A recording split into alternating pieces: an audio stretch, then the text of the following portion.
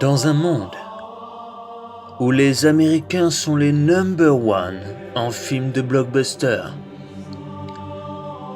où les Russes essayent de faire des films sur des super-héros, où les Indiens font des films comédie musicale qui durent 3 heures parce qu'on a 1 heure de musique, les Français qui font des comédies sur du racisme ou sur des bandes dessinées, il y a un film. Non, je ne parle pas de Valérian et la cité des 1000 planètes. T'as beau être français, Luc Besson, c'est que des acteurs américains dedans.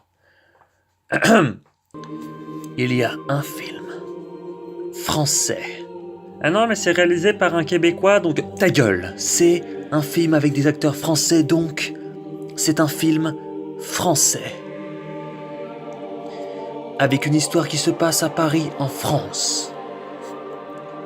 Et cette histoire, je vais vous la raconter.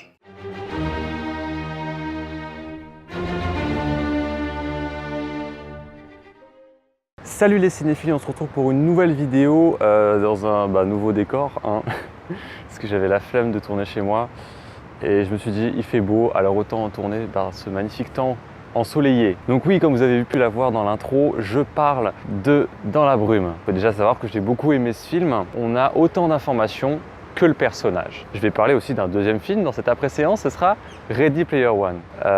Alors les deux films n'ont absolument rien à voir, il n'y a pas de liaison entre eux. Je fais juste les deux en même temps parce que j'en ai envie et que c'est ma chaîne, donc je fais ce que je veux. Dans la brume. Et donc c'est une brume qui va envahir Paris et cette brume va sortir du métro et on ne sait pas d'où elle vient, on ne sait pas qui a fait ça. Et on va un petit peu découvrir en même temps que les personnages comment ils vont s'en sortir. Parce que la fille du personnage principal, elle a une maladie respiratoire, je ne sais plus comment ça s'appelle, et elle ne peut plus respirer, enfin elle doit respirer une espèce d'air qui est filtré. Voilà.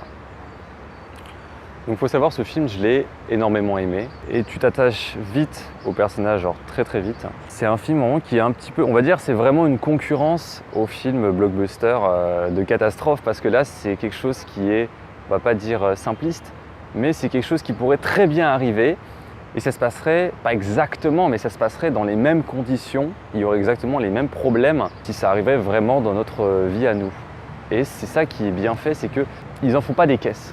C'est vraiment bien jaugé au niveau de ce qui pourrait arriver, au niveau de ce que ça engendre, des catastrophes, etc. J'ai pas trop envie d'en parler parce que je me dis, je sais qu'il n'y a pas énormément de monde qui vont aller voir parce que déjà c'est un film français et ça part de la brume, donc c'est pas, on se dit ouais tout de suite un film français, ça va être encore une comédie. Non, parce que j'ai quand même réussi à pleurer. Et même moi j'étais surpris de pleurer pendant une des scènes qui est assez émouvante. Tu croises en fait des personnages vrais, c'est ça le truc, c'est que c'est pas des super-héros, c'est pas des gens qui ont des capacités en bricolage ou en je sais pas quoi, c'est des gens lambda et on les suit dans cette aventure qui est assez catastrophique. Et c'est un petit peu ça que les gens vont pas aimer, c'est qu'il n'y a rien d'extraordinaire en fait, c'est juste des gens simples et on va suivre leur parcours dans cette catastrophe. Un de mes coups de cœur de l'année niveau film. Maintenant nous allons passer à Ready Player One. Ready Player One qui était très attendu de par cette bonne annonce qui te fait parler aux gens qui sont nés dans les années 80, dans les années 90, dans les années 2000, pas après 2000, parce que si on suit après 2000, et au niveau de la pop culture, c'est que des remakes. Et tu pourrais pas faire un film qui parle des années 2000-2010 parce qu'on n'a que des remakes et il n'y a rien de nouveau. Donc ça part des années 80, des années 90 et c'est une espèce de nostalgie. Et dans ce film, il y a énormément de c'est bourré de références en fait. Ce que j'avais peur, c'est que ces références ne soient que des références, c'est que c'est juste pour dire « Hey, regardez, on a mis truc, hey, regardez, on a mis truc, hey, regardez, on a mis truc » et au final, non. C'est normal parce que c'est des avatars. On est dans le monde de la réalité virtuelle, dans le monde du jeu vidéo. En fait, ce sont les personnages qu'on voit, toutes les références, en fait, ce sont les avatars. Donc, c'est quelque chose de banal et qui n'est pas en mode « Regardez, on a mis ça ». C'est vraiment en mode « Bon oui, c'est sûr, ils l'ont mis, mais… » Ce sont des personnages, ce sont des gens réels qui ont pris ça comme avatar. Un avatar, je vais mettre la définition d'avatar parce que là je l'ai pas dans la tête tout de suite. Je vous le mets et puis vous comprendrez ce qu'est un avatar dans un jeu vidéo. un personnage qui va nous ressembler ou pas, et c'est lui qu'on va incarner en fait. Voilà, c'est lui qu'on va incarner dans le jeu. Si vous aimez les jeux vidéo, si vous aimez les années 70, les années 80, vous allez aimer ce film. Très bon Spielberg. C'est pas son meilleur Spielberg, mais c'est un très très bon. Franchement, avec l'histoire de récupérer des clés pour récupérer des indices, des artefacts pour avoir le contrôle, voilà, de cet univers entier. C'est une quête dans un jeu vidéo et c'est à chaque fois tu dois récupérer une clé pour continuer à l'étape suivante, donc augmenter dans les niveaux. C'est le même principe, sauf que c'est retranscrit dans un film et ça le fait très très bien. Tu as King Kong, tu as Godzilla, tu as un tyrannosaure, franchement tu as énormément de choses. Blockbuster, on va dire à l'américaine, qui est cool à regarder, qui aurait pu être un peu mieux par rapport à certaines petites choses, voilà. Bon, vous savez quoi, je vais passer à la partie spoiler maintenant. Bon, ceux qui avaient vu le film, vous pouvez rester. Ceux qui s'en foutent, vous pouvez rester.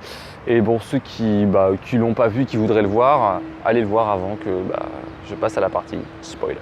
Allez, c'est parti. Je vais commencer par les points négatifs et après je vais partir sur les points positifs. Parce que oui, j'ai aimé ce film, mais il y a toujours des points négatifs. Tu ne peux pas faire un film parfait. Premier point négatif.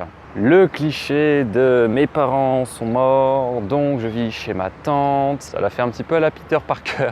J'ai pensé un petit peu à Spider-Man parce que oui, mon père, ma mère sont morts, donc je vis maintenant chez ma tante. Bon, ok, d'accord, mais bon, j'ai trouvé ça ça ressemblait un petit peu à Spider-Man. J'ai dit, les gars, qu'est-ce que vous avez foutu? Ensuite, l'autre point négatif, c'est quand il rencontre la nana en vrai. C'est une nana, est-ce qu'elle a la gueule amochée? Est-ce qu'elle a un problème? Je sais pas. Et quand on la voit en vrai, genre elle a juste les cheveux cachés et elle a juste une tache de naissance. Donc moi je me suis dit au départ, avant qu'ils disent c'est une tache de naissance et qu'elle genre dise rien donc ça veut dire que c'est ça, je me dis c'est un accident au moment où elle a perdu ses parents, de ça du coup elle se cache le visage. Et non, pas du tout, c'est juste une tache de naissance et il l'enlève juste et après elle la remet et la seconde fois il dit belle tache de naissance, là elle la laisse, elle laisse les cheveux genre bien mis alors que c'est pas logique. Donc c'était un peu bizarre, c'est un des points négatifs. Mais bon, ça aurait pu être un peu plus logique que ce soit une tâche ou elle se fasse mal. Mais bon, pas grave, c'est comme ça, on n'y peut rien. Ensuite, un autre point négatif qui serait un petit peu le méchant qui est, on va dire, oubliable.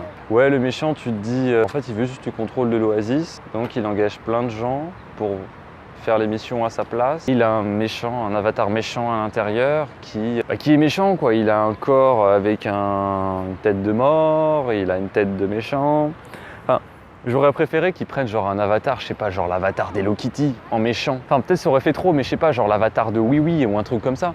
Parce que ça partait dans le cliché du jeu vidéo où genre ça ressemble vraiment à un méchant, alors qu'ils auraient pu tourner ça en dérision vu qu'on est dans un jeu vidéo et mettre un personnage qui n'a rien à voir avec la gueule d'un méchant en fait. Et c'est ça que j'ai trouvé un peu too much de mettre un méchant bateau.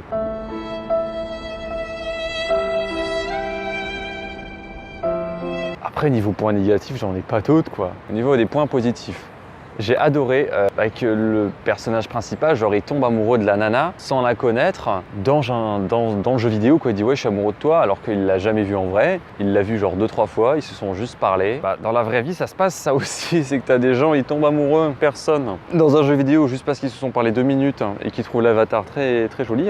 Et c'est ça qui est bien, c'est que c'est un message fort qui dit les jeux vidéo c'est cool, mais fais attention parce que la réalité c'est mieux aussi. Faut pas trop jouer aux jeux vidéo et sortir de temps en temps, ça fait du bien de voir les gens en vrai. Donc j'espère que cette présence vous aura plu sur la chaîne, mais avant, si jamais vous vous dites Théo j'ai déjà vu ta gueule quelque part dans une vidéo sur YouTube, c'est un mec connu, c'est normal, voilà.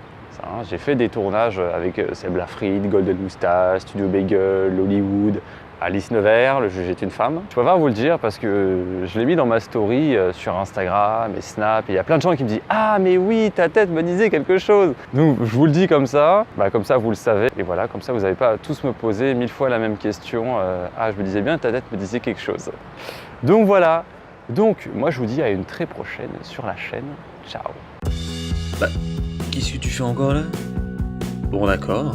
Et si tu veux t'abonner, tu peux t'abonner, c'est gratuit, voilà.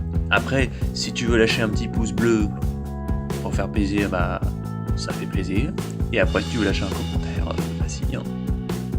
Après, tu peux me retrouver ailleurs sur les réseaux sociaux, tels que Instagram, Snapchat et ma page Facebook.